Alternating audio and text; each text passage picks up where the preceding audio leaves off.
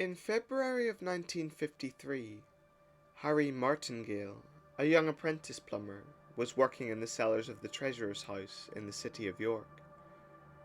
He was standing up a ladder when he heard a tinny trumpet call.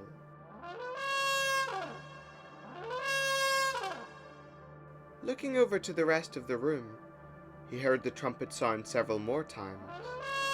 Suddenly, a short Roman soldier carrying a strange brass instrument marched straight through the wall, followed by another on horseback. They walked across the cellar and straight through the other wall on the opposite side of the room. Behind them emerged another 20 or so Roman soldiers, with plumed helmets, circular shields, bedraggled green tunics, and sandals strapped at the knees. As the troop of soldiers marched onwards through the cellar and disappeared, Harry grabbed his toolkit and fled the building. When he'd finally plucked up the courage to speak about the event, Harry divulged a most unusual detail. He said that the Roman soldiers appeared to be marching on their knees. Initially, Harry's report was dismissed and ridiculed, as his descriptions of the soldiers' appearance did not match accepted history at the time. Auxiliary soldiers were thought to use square shields, lace their sandals to their ankles, and as far as any expert knew, didn't wear dyed green tunics. However, some years after the event, excavations at Hadrian's Wall revealed that all of the aforementioned details were true of soldiers in the 4th century, towards the end of the Roman occupation. Experts also discovered that auxiliary units were stationed at York around the same time. Finally, archaeologists conducting excavations in the cellar area discovered an ancient Roman road, some 18 inches below the current ground level. Harry's strange detail about the soldiers marching finally made sense. They weren't on their knees. Their feet were planted firmly on the Roman road, far beneath the cellar floor. From the invasion under Emperor Claudius in 43 AD, Britain was part of the Roman Empire for almost 400 years. With so much activity over such a long period of time, is it possible that some remnants of the mighty empire's occupation are still embedded here?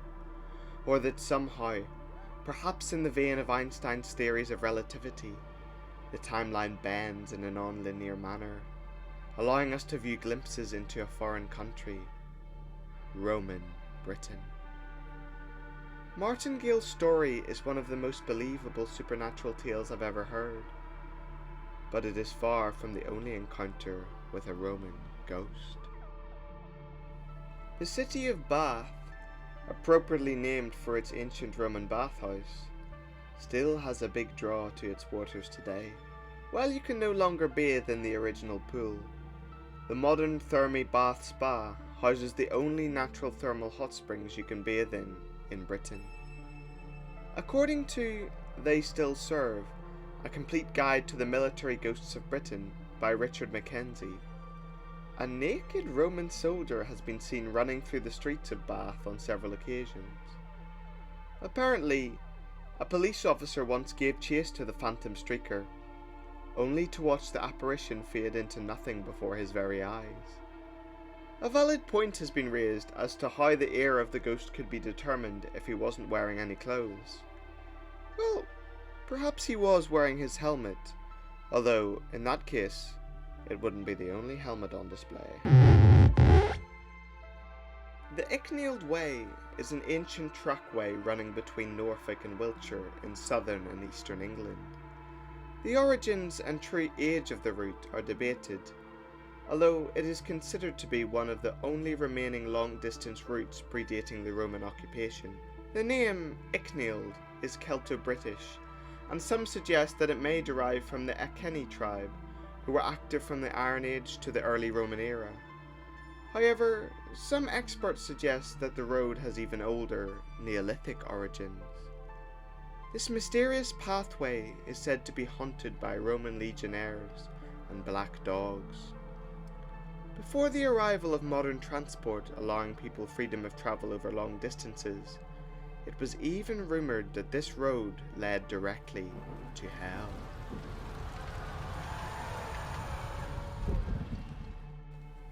Thirston Clock is a hamlet near Scout-Head, roughly 1.5 miles from the village of Dobcross, Saddleworth. In 1973, a letter was received by the Oldham Evening Chronicle concerning Roman soldiers haunting Thirston Clock. The Romans had been seen before World War I by the letter writer's grandfather, who lived at Scout-Head near the old original inn. The soldiers were said to be led by a standard bearer carrying a wild boar's head emblem. The boar was the emblem of the 20th Victorious Valerian Legion, which took part in the invasion of Britain in 43 AD, and remained stationed in Chester, which they had built. As they marched, they would sometimes appear to be walking above the ground, and sometimes through it. The sounds associated with metal and leather armour were said to accompany the apparitions as they walked. The road from Chester to York came through Saddleworth past Castleshaw Roman Camp, and evidence of a Roman road has been found at Scout-Head.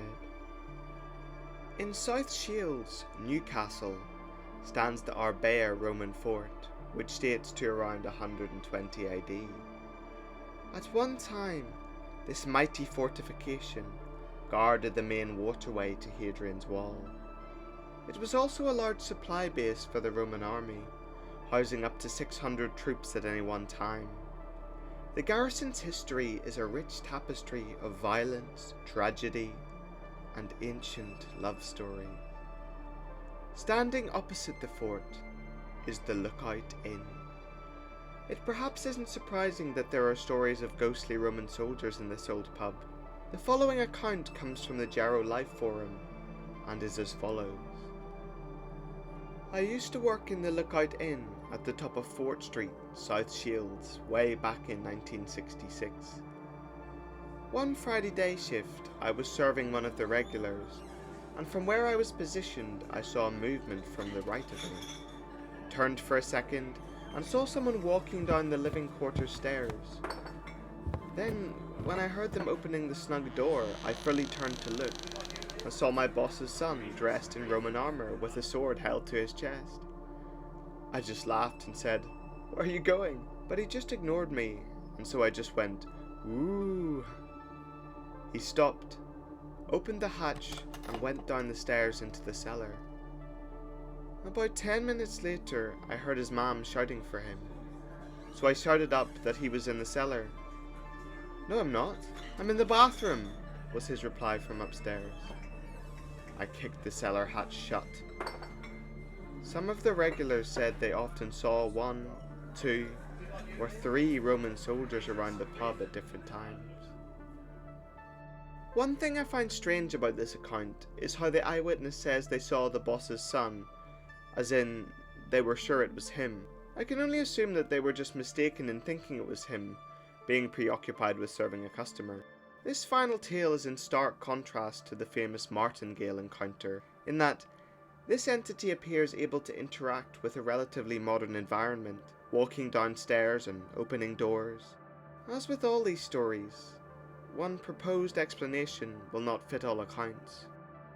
It's hard to express how much I hope and wish that at least some ghost stories are true, especially ancient ones. It implies in some way that the universe is capable of remembering and preserving the activities of our ancestors. Telling ghost stories makes us feel as though we are part of something much grander, that we are an important chapter in an epic saga of existential history. If nothing else, it certainly makes important history easier to digest and far more mysterious. Thank you very much for watching. I was using my new microphone to record today's video. Please let me know if you notice a difference in quality. Well, with all that out of the way, all that's left to say is, I'll see you next time, and good night.